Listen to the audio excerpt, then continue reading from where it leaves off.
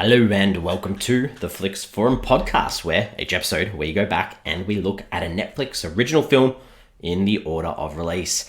This episode we have Netflix 232nd film from 2020. It's the psychological thriller Dangerous Lies. It's directed by Michael Scott. It stars Camilia Mendes, Jessie T, Usher, Jamie Chung, Cam Cigandet, Sasha Alexander, and Elliott Gould. I'm Jesse. I'm here solo, and I'm going to spoil this movie. So if you haven't seen Dangerous Lies, you're keen on it because you like Camilia Mendes, give us a pause, come back later on. This is going to be a pretty quick one because I'm not going to have an awful lot to say, but I do start the show with the Fast Flicks where I do a quick summary of what the film's about to give you a bit of a gist. This one is about a financially struggling couple who fall into a situation which makes them better off. But will it all go smoothly? Question mark. Ooh, intrigue. Hopefully that's intrigued you a bit to check it out. I couldn't find much about this film. When we talk about films, we like to sort of discuss how it arrived on Netflix. It was announced in April of 2019 that Camilia Mendes had signed on to star in the film, with Michael Scott directing from a screenplay by David Gould, with Netflix distributing.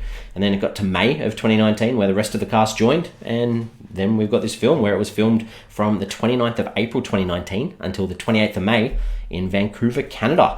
It did hit Netflix worldwide on the 30th of April 2020, and it's actually got 2 wins and 1 nomination from awards. It won Best Cinematography in a Non-Theatrical Feature at the Canadian Society of Cinematographers Award, and it was also put on that Reframe Top 100 Most Popular Narrative list that we've seen quite a few times over the last few months. Some interesting things there, I guess. The only good translation across the world in French, this was actually called Lies and Betrayal. And it did have the working title of Windfall, which is an interesting little concept, I guess, on what happens in this film. But apart from that, I might talk a little bit about what the critics and audiences are saying about this one. On Rotten Tomatoes, it sits on a 23%. That's on 30 reviews. That's very rotten. The audience has it exactly the same on 23% too. That's on more than 250 ratings. On IMDb, it is a little bit higher at a 5.3 out of 10. That's on nearly 18,000 ratings. And on Letterboxd, it sits a bit lower on a 2 out of 5 on nearly 14,000 ratings. But it has been logged by 20,000 people on Letterboxd. So a couple of people have seen it. Not the lowest numbers we've seen, but, you know, sort of in that middle range for one of these small Netflix films. My early thoughts. I didn't hate it. I was engaged enough, but it is pretty ridiculous. I mean, imagine, and this is the idea of, we've got this couple that inherit a lot of money, and like, imagine inheriting that sort of fortune and then no one asking any real questions straight away. I think that sort of just sums up the ridiculousness of this plot. And we don't really get to know much about the characters either. But if we talk about the characters, I mean, Katie's our main character. She's married to this guy called Adam.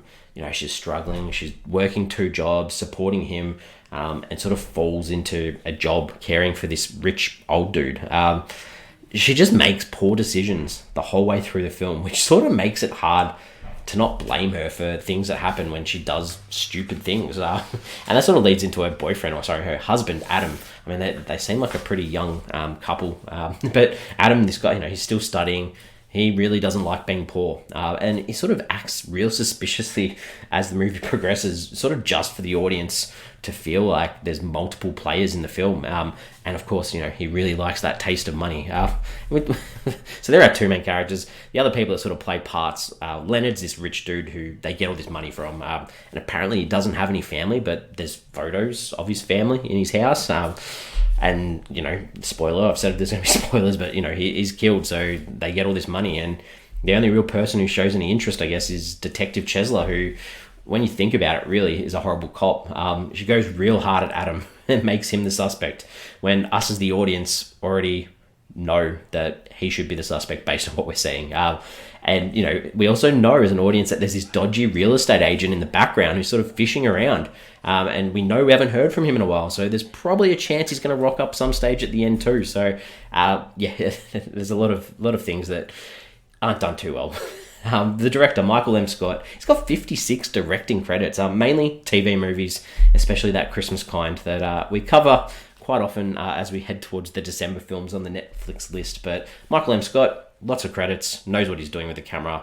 And that will lead me into some, like, the things I liked and didn't like. And I think, you know, got to give it credit. That opening scene, there's sort of this tracking scene in this diner where the camera walks into the diner, sort of follows Katie into the diner and her going to a table to when we find out it's actually Adam that she's serving, who's her husband. It was just like a really cool setup. The neon lights, it looked really cool. I was like, cool, this is going to be, really, really good. And now I'm going to talk about the things I didn't like. I think, there's lots of times there is a couple, Katie and Adam, argue. And early on, they argue in the kitchen where she's going on about angry and, having a go at Adam for telling her not to worry. And she sort of smashes this plate accidentally and goes on about him not listening to her and how he could have died the night in the diner, which is the setup at the start. I just laughed because it was really poor. And then, when we see that Leonard passes away, Katie's a bit upset and she's sort of talking to the cops and she just sort of blurts out that Leonard wanted to be cremated. Just such a weird thing to say when cops are investigating a death. And I get what it leads to in the plot. It's not something that a normal person would say to a police officer at the scene of a death. And then there's Adam sort of goes back to the house at some stage and he gets knocked out by an intruder. And then Katie loses it at him again about, what were you thinking? You have to be careful. How could you do this to me? Man, it was just laughable. There's a scene towards the end. Katie goes into the shed to sort of do a bit more investigating. And there's a mouse trap that's like a jump scare. I just laughed. I thought that was quite funny. And finally, this sort of frustrated me a bit. The conclusion to the film's a little bit ridiculous. So Adam, her husband, is killed. And as he's on his dying sort of whispers, he says, it's in the garden in relation to some diamonds that he'd hidden.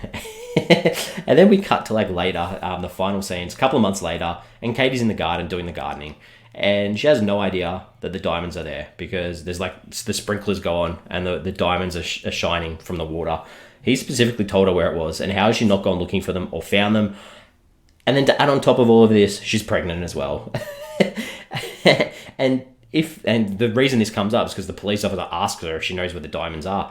She's still living in this house that she's inherited. She doesn't need those diamonds. She's set. It just all was confusing and didn't make sense. Some themes, some ideas. What's this trying to say? I think, there's the idea of the lure of being rich and, bettering yourself and not necessarily taking advantage of people, but taking advantage of a situation where, you could probably get away with something if you cover your traces and do the right thing. There's a little bit of this idea of sort of love and these two, Adam and Katie being in love, and if they work together, they're a good team. But also on the same side, you've got to be careful. You've got to be careful with what you're doing. Show care, especially if you're committing crimes. What did I take away from this film? I think a lot of the choices by the characters were absolutely ridiculous. There's a scene where Adam gets rid of this body that they find in the shed that had obviously been decaying there for years. I think they said 2 years even. When we know that these characters only had known the person who owned this house and this house for 4 months, it couldn't have been either of them. And it made no sense to follow up. He dumps the body and the cops find this body where there's evidence or a piece of paper that goes back to or linking back to the house and to Leonard, which is woeful because in the scene prior, we see Adam actually burning all these documents. So for him to have not burnt one document just for a plot point, that really did my head in. We have a section sometimes where we go on IMDb to check someone out. I didn't go on to check anyone out, but just the familiar face that I knew straight away. The dodgy real estate agent, Mikey Hayden, who rocks up, played by Cam Cigandet, Vulchuk from the OC. Straight away, I was like, I already sort of categorize him as a villain anyway, so it wasn't a bit of any surprise to me that he was a bad guy anyway. I've got a couple of questions to ponder. I mean, in this film, who can Katie trust? She can't trust her husband. She can't trust her lawyer. She can't trust the cops. Where are her friends? Where are her family? Where's Adam's friends and family? These two are doing it solo. I thought that was quite an interesting choice. Very interesting.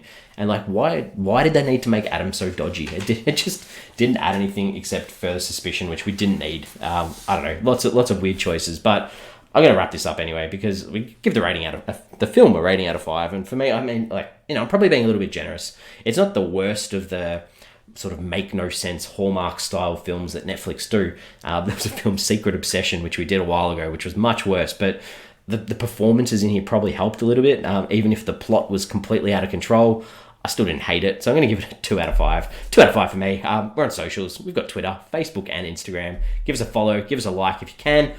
the question that I want to put up there in relation to this movie, after everything that happened in this film, and this is in relation to Katie, because at the end of the film we see she's still in this house. Why would you stay in that house? If she's inherited this house, sell it, move on. I don't understand why she's still there. If anyone has a reason as to why, please do let me know. But I'll be back next week. I've got another film from 2020 next week. This is a Brazilian one. It's a romantic comedy called Rich in Love, or in Portuguese, I'm pretty sure it's Portuguese in Brazil, it's called Ricos de Amor, and this is directed by Bruno Garodi. It stars Anita Barbosa. It's actually directed by two people, Bruno Garodi and Anita Barbosa. It stars Danilo Mosqueda, Giovanna Lancelotti, and Fernanda Paye-Lemay. That's what we've got next week. Know nothing about it. Excited to check it out. I'll be back to chat about it then, and thanks for hanging around and listening to this one.